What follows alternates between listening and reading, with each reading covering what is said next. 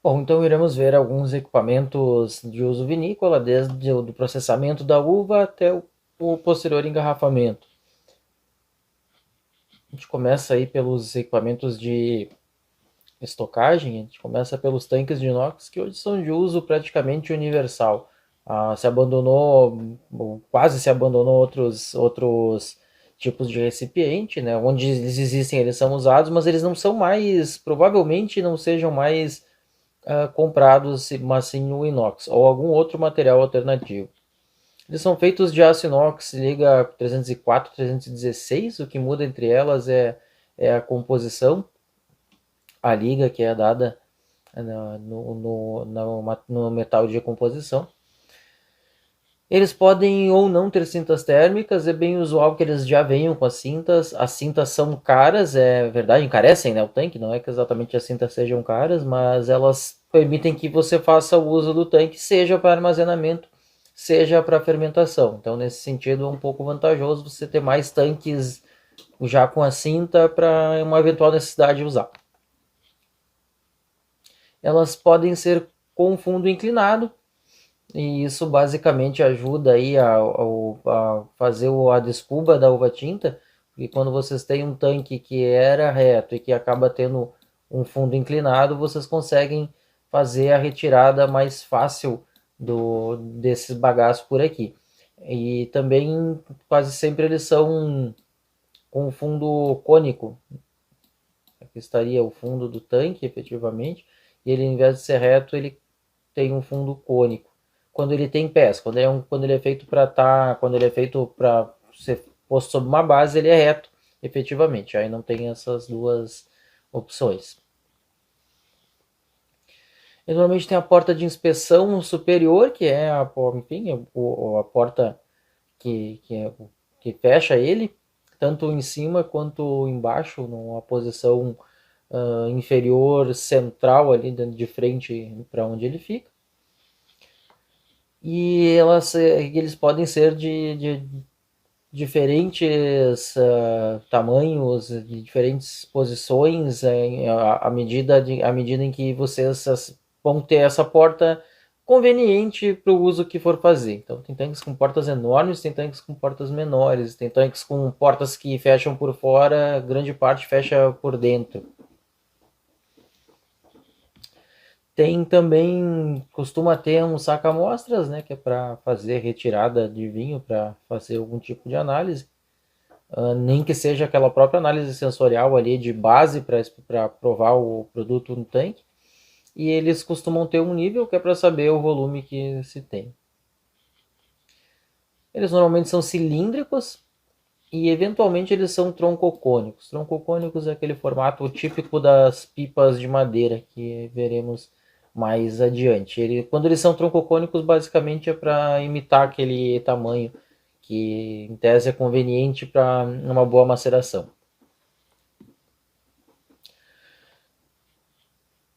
Eles podem receber mosto sulfitado de até 1.500 miligramas por litro, o que é bastante, mas é importante dizer que o mosto sulfitado é um produto corriqueiro em algumas indústrias e que usar um mosto sulfitado acima disso num tanque que não resiste a isso significa corrosão e passagem de metais para o mosto. Se formos fazer a cubagem, ou seja, descobrir, né, calcular o volume que ele tem, é o mais fácil que tem. Vocês vão fazer π vezes raio vezes altura. E se for cônico, 1/3 de π vezes raio ao quadrado vezes altura. Então, se pegar um copo em casa e fizer um cálculo rápido, a gente consegue chegar ao volume que ele tem fazendo essa conta. Que, por exemplo, são tanques sem a cinta de resfriamento. E eles parecem inferiores, tá, tudo bem. Tem que antes dizer que esse aqui é um tanque de inox troncocônico. Mas esse aqui é brilhoso por fora e esse aqui é fosco. É a diferença de liga do metal. Não são um é inox, outro não é. Não, na realidade é simplesmente que esse é fosco, esse é escovado. É só uma questão de acabamento. Tanto que aqui onde tem as soldas ele fica mais liso.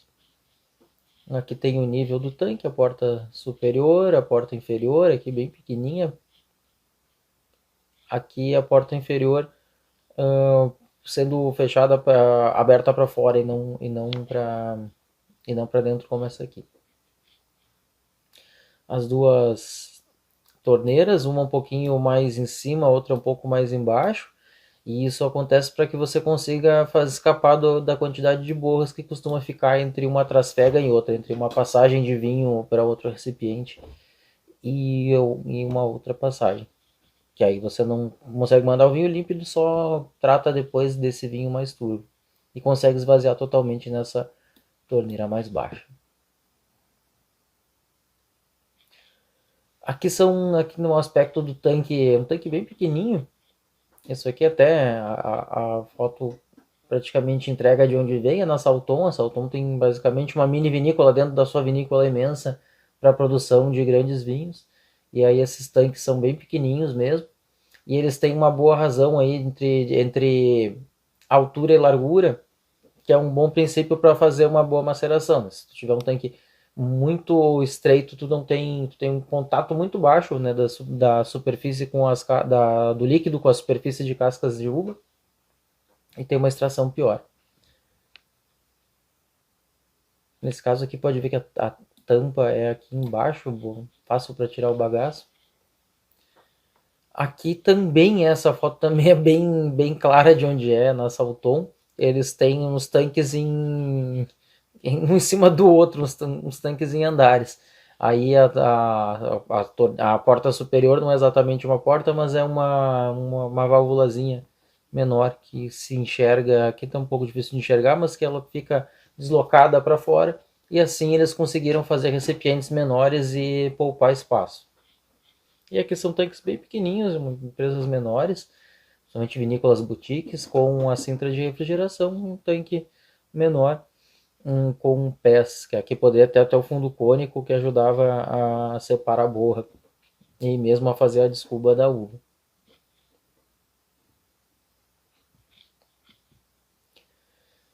Mas inox, ferro é ferro. Há tanques de ferro? Existe isso? Sim. Aliás, existia muitos utensílios na cantina com ferro. E isso era um problema. E mesmo bronze. E esses metais provocavam doenças nos vinhos. Cassis férricas, cassi cúprica, vários inconvenientes quando passavam metais para bebida. Não eram problemáticos para a saúde, mas ficavam feios e ficavam sensorialmente estranhos.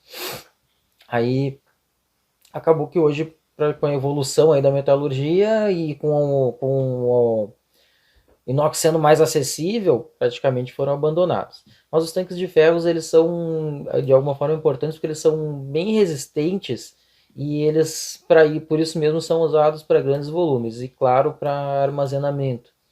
Poderiam ser resfriados? Até poderiam, não teria problema nenhum. Qualquer recipiente pode ser refrigerado. Os próprios recipientes de madeira podem receber serpentinas ou placas de resfriamento, os recipientes de cimento de ferro também.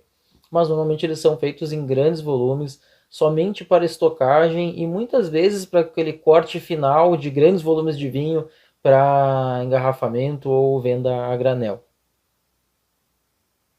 E eles precisam ser revestidos, tá? Não pode, o vinho não pode ter contato com ferro, por isso que a gente comentou, né? Porque acabaria passando metal e trazendo doenças ao vinho.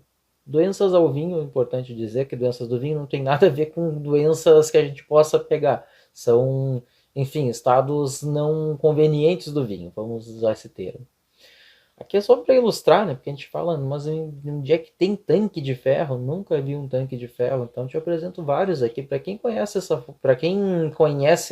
região, para quem conhece a Serra Gaúcha, vai olhar para essa foto com esse canto típico, com esse telhado assim, vai saber que eu estou falando da Aurora. Mas a Aurora tem, sim, tanques de ferro. Inclusive esses tanques estão muito próximos de onde se recebem os turistas. Que é aqui assim, inclusive. Aqui assim do outro lado da rua começa o receptivo, o varejo está aqui assim, e os tanques estão do lado do varejo, tem uma lojinha de artesanato do lado, inclusive aqui era o refeitório da hora.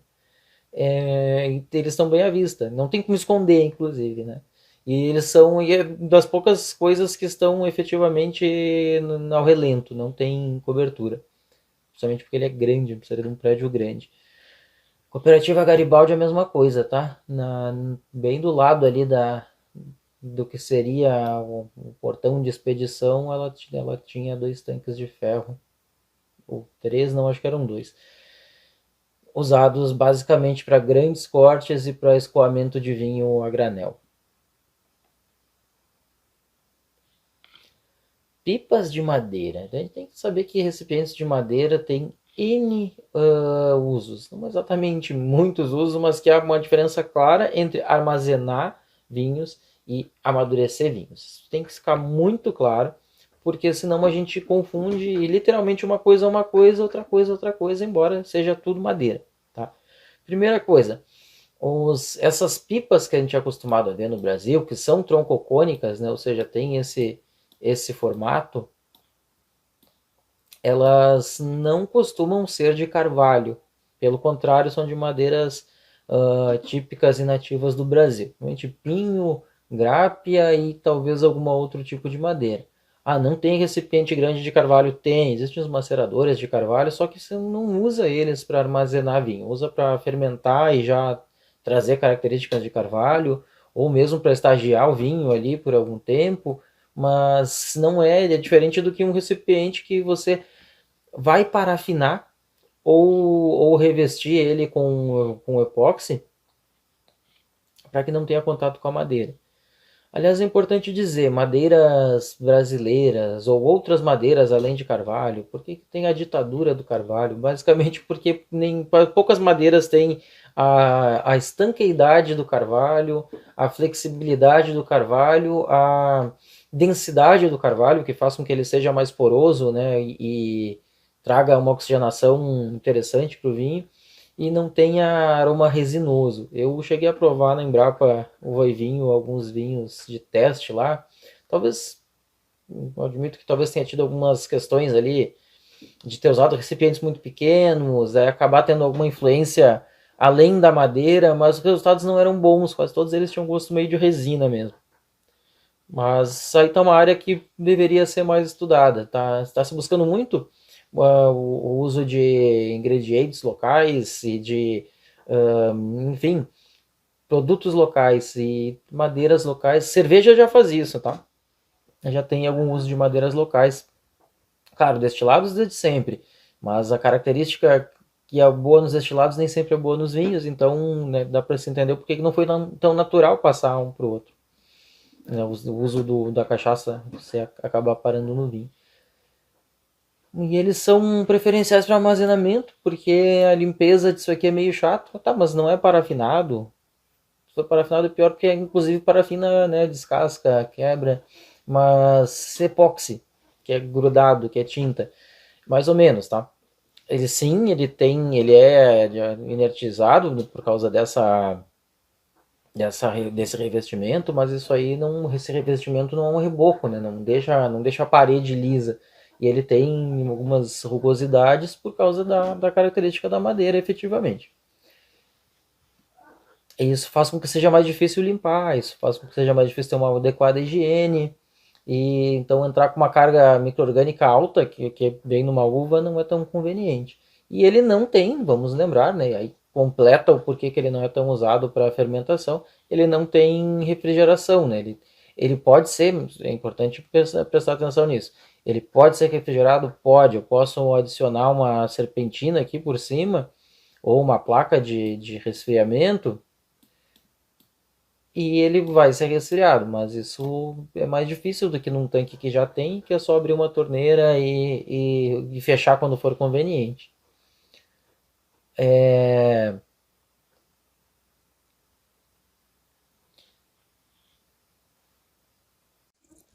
Outras questões que são importantes é que ele tem pouca troca térmica, ou seja, se vocês estiverem fazendo uma fermentação, que é um processo que larga bastante calor, vocês talvez tenham uma dificuldade para resfriá-lo, mesmo com a cinta de resfriamento, à medida que não há difusão de calor pelo recipiente.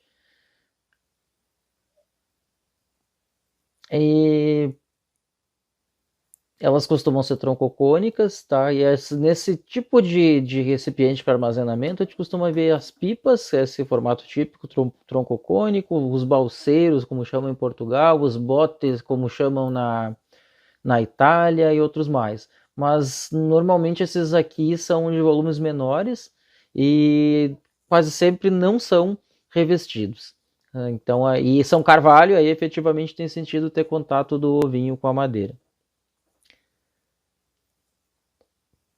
Se fosse calcular, a gente usaria ali 1/3 da altura vezes π, vezes raio maior ao quadrado, mais raio menor ao quadrado, mais raio maior vezes raio menor. Dá um trabalho danado. Isso aqui era meio chato de quando a gente tinha que estudar e lembrar como é que faziam os cálculos.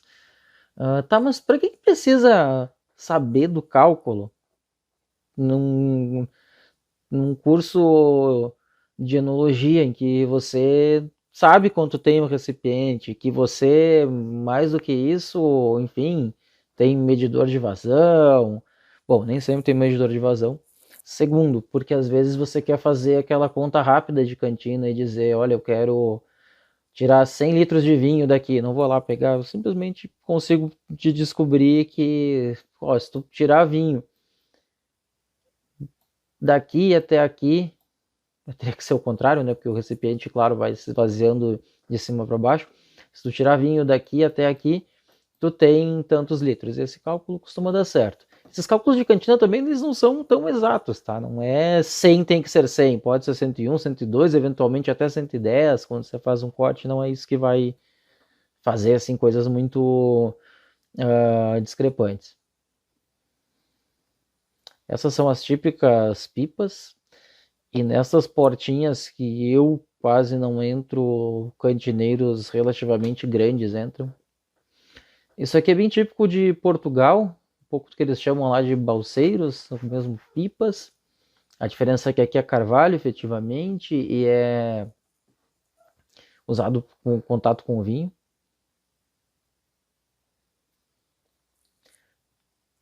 Aqui tem uns outros exemplos de recipiente. Os botes italianos costumam ter esse formato. Ali alguns barris maiores, e aqui também vejam que eles são usados para envelhecimento e direto do vinho com a madeira, né? Porque é carvalho, e aí é uma coisa interessante porque é um uso bem típico europeu, assim, de madeira de mais uso, recipientes maiores e um tempo mais longo na madeira. Mas isso tudo é muito diferente de barrica de carvalho, porque a barrica de carvalho é menor, tem uma superfície de contato bastante maior, porque à medida que você diminui ela, você tem mais vinho em contato proporcionalmente, né, com a madeira.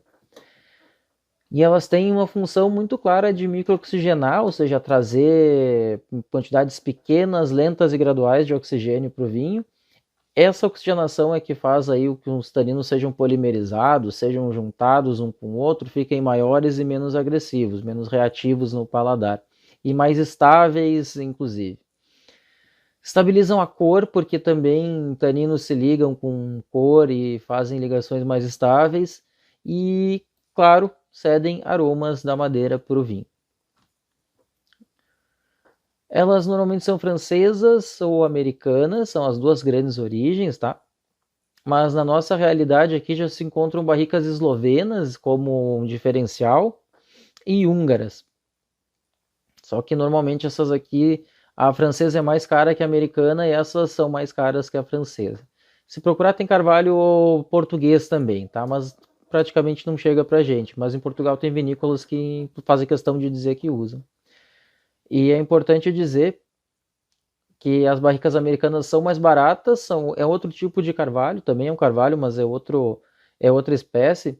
E essa espécie, por que faz com que ela seja mais barata? É basicamente o fato de que você consegue serrar e fazer um aproveitamento maior da madeira, enquanto nas francesas tem um trabalho mais manual e de partir a madeira conforme ela né, conforme ela se parte naturalmente, e isso faz com que tenha menos rendimento. E, aliás, isso foi um dos motivos do porquê que o carvalho era usado lá na antiguidade. Ninguém resolveu usar o carvalho porque sabia que microoxigenava. Isso foi uma consequência posterior. Gosto que passava para o vinho era bom, mas também era uma consequência.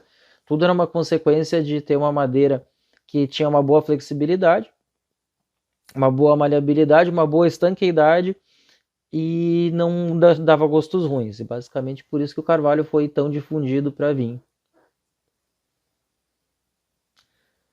Existe um erro comum de chamar de bordaleza qualquer barrica de carvalho, mas na verdade o formato de barrica de Bordeaux, né, portanto bordalês, 225 litros. A Borgonha costumava usar barricas maiores, 300 litros, inclusive diminui um pouco o contato com a madeira. E tem uns outros formatos conhecidos, eu acredito que para a realidade daqui, um outro formato que é mais comum, formato de conhaque 700 litros. E a gente tem que imaginar que o carvalho em si tem suas características, se ele não for tostado, ele vai ter ali um pouco mais de baunilha, que é bem típico da madeira de carvalho, coco, mas que a tosta, sobretudo, né, o grau de tostagem que tu dá na madeira é o que é o grande responsável pelas características que essa madeira vai passar para o vinho. E outra coisa que é importante, carvalhos americanos e franceses têm algumas gamas de aromas específicos um pouco diferentes. Carvalho americano é bem comum ter coco em um aroma mais impactante, e ele também oxigena menos o vinho, então a relação de aroma e oxigenação ali é diferente, ele acaba ficando mais perceptível no vinho. Carvalho francês é mais poroso e menos impactante aromaticamente, costuma dar um resultado mais light. Mas é importante dizer também que isso aí para o leigo quase não faz diferença. Ele pega e toma vinho com carvalho.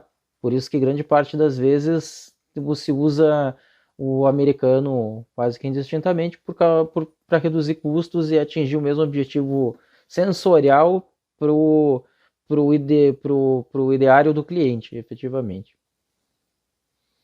E aqui, se fôssemos fazer o volume, a gente pegaria ali a parte menor e a parte maior, né?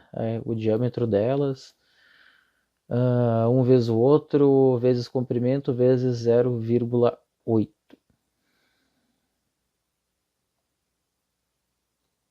Aqui tem os aspectos da produção de carvalho, ele precisa ser seco, é um processo lento, é importante que ele pegue ciclos sucessivos aí de variação de tempo, temperatura, porque isso faz com que quebrem alguns taninos e outros compostos da madeira que são pesados, são desagradáveis, e assim não dá para ter pressa para fazer uma barrica de carvalho. E é um ofício interessante, porque ainda hoje é praticamente feito desse jeito, manual.